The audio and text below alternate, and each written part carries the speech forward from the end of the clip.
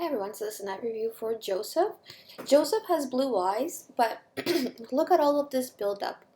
And for you guys, he sent me an email, and the bulk of the problem is like dairy products as well as other animal byproducts. But you see what this does to the eye? Just creates like a lymphatic buildup of a whitish. Basically, you eat dairy, you're gonna get a white buildup. You eat more dairy and more meats, you're gonna get a brown buildup. That's all it is. It really is that simple. So you gotta clear all this up in order to get back to the blue. You can kind of see the blue through it, and the white buildup is not so bad. Well, I mean, it is bad, but it's still an acute stage, which is like means like very mild stage. So, but if you keep going, you can already see in the top of the iris, which is your head area, it's starting to go towards the brown. Also, there's so many lacunas, which are like holes within the fiber. You have good fiber density, but they're supposed to be straight, ideally. So see how curly they are and like curved, and there's breaks in them? All of this will straighten out. Now, with regards to your diet, yeah, my book is available for kind of like a step-by-step guide. Basically, I would say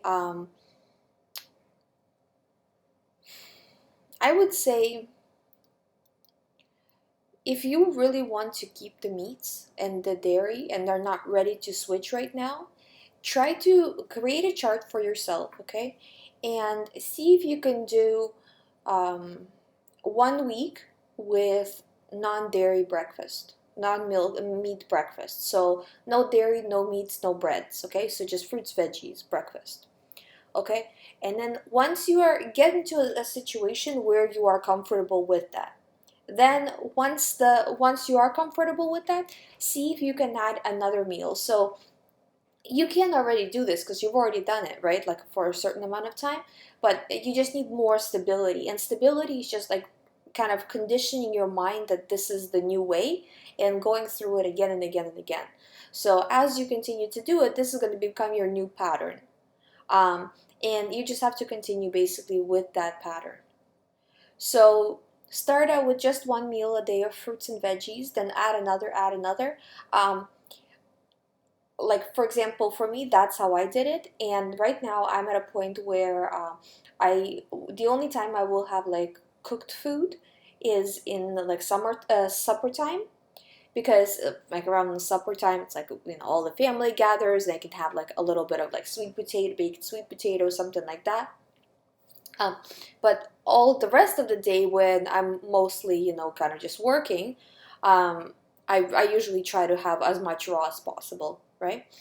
So it's little changes. Everything you put in your body helps, and it's good that you already can do it just on raw. Another thing is, it really helps if you find something that you really like on raw foods. For example, I really like hummus, and hummus is not. I don't know how raw it is. It's supposed to be raw, but when you buy it store bought, I don't know if it's like because they pasteurize everything, so I don't know what if they cook it or whatever for longevity purposes and stuff like that. But I eat a lot of celery with it or like cucumbers with it. So it kind of makes up for it. So finding a raw food or a combination of a little bit of cooked maybe dip and the rest raw really helps. Another good idea is like something like a salsa, homemade salsa, or a guacamole. It doesn't really matter what it is as long as it's raw and as long as you like it. Maybe try like what they call nice cream, which is like raw food ice cream, and there's so many recipes online for that, and it'll taste very similar to ice cream, and it's really good for you. So it doesn't mean just chewing on fruits and veggies all day just like in their like natural state, although that would be ideal. But just kind of finding ways in which you can incorporate, because as long as you're getting those fresh enzymes into your body, it doesn't really matter how you garnish it or prepare it or whatever, as long as you're not subjecting it to heat or other like processes, right? So that's kind of my review. I don't really see anything specifically like bad besides the severe lymph buildup. And I mean, like, that's the case in most people. I will say that it doesn't look like your colon is extremely congested, because, see, extremely congested would be if all of this was brown. Okay, so that would be the next stage. But right now you're still on white, which is not so bad. I don't see your lymph nodes, because you know how I said in one of the previous videos, I don't know if you watched it, but when it's called a lymphatic rosary, where all around the iris it becomes like little dots, and it forms like almost like it looks like a rosary or like a clock kind of idea. And that just means your lymph is fully backed up, and I don't see this here. So you really need to just pick it up, and maybe that's why, because you've been kind of doing greens or fruits and veggies every once in a while, and you've been really trying with that, so it's kind of keeping it at bay. But just the next step, I mean, you know, I've seen this so many times because I help people with this, and I have a lot of examples, right, as well as my own example, that when a person starts out to be healthy, they go through the first period where they can't give it up, and then they start little by little giving it up, because their taste buds change. So all of a sudden, this is not appealing, and maybe they found something that was raw that was appealing, so they switch more to that, and then they found something else. So usually what I see is people start out on the meat, like regular meat and potatoes and breads diet, right?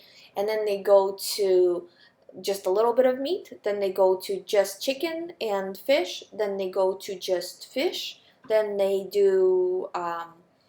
try to do like kind of like the transition diet, where it's like I call it junk food vegetarian, because it's not really a good idea for long term, but for a period of time it works, where you go to like the synthetic meats, like the soy based and all of that, like soy based burgers, soy based like hot dogs or whatever. So you're kind of keeping your favorite foods, but you're going away from the meats, right? And that's how people usually go to the vegetarian diet, is just doing that. And then, as they start to acquire the taste for fruits and veggies, they don't really eat as much of the processed stuff and just go to a more pure diet. And then from there, they usually go to raw. So all of it is a process, and I see it happen again and again with people. So it seems like it's a psychologically comfortable way for a person to transition. So don't push yourself too hard, and at the same time, every week try to do your better than previous week. Because if you do every day better than the previous day, you might kind of relapse because your mind is not really getting adjusted. Although that's ideal, to do it faster, right? So you're not clogging up your body more. I would say just every week, consistent efforts, and my book kind of describes that in more detail of exactly how you should go about it.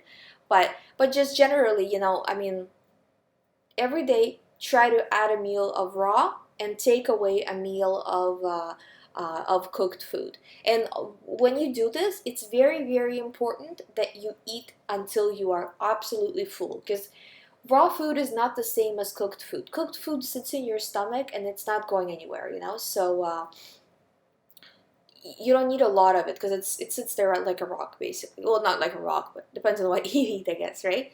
um, but with raw food, it passes very quickly, so you'll need a lot of volume. So I would say whatever you're eating cooked, you'll probably need at least double, I would say triple the volume in raw food. So say you have one plate of salad, or you have one plate of food, you'll need 3 plates of salad to replace that. 3 plates of salad. So like, basically most, people who are on raw foods just take a giant bowl, because there's no point in like putting in a plate like 3 times, right? Um, so something like that, because that's where usually people fail. They're like, well, I was on raw food and I was always hungry. Well, yeah, because you were eating, because you got to consider calories. You got to say, if you are used to having a spaghetti meal is almost like 1,000 calories. You need to make sure that when you're eating a salad, you're eating 1,000 calorie salad. Otherwise, you're going to be hungry. So, and to do that, I would say for now, like, add things you like. Don't worry about, oh, well, it's soy, or oh, well, it's this and that. Just transition out of dairy, and that needs to be your first goal. So start out and just kind of replace it with your favorite, whatever you like in the salad. Doesn't matter, as long as it's not dairy or meat. Put it in there. Even if you like little croutons, whatever, doesn't matter. Just put it in there and start to get away from dairy. When you feel comfortable, all of this stuff is gonna fall away anyways, and you won't need it. And what you will see is you will start. And again, okay, this is another thing, because I get a lot of emails and everybody's like, well, how long is it gonna take for my eyes to change? And everybody's so impatient, especially the young people that email me.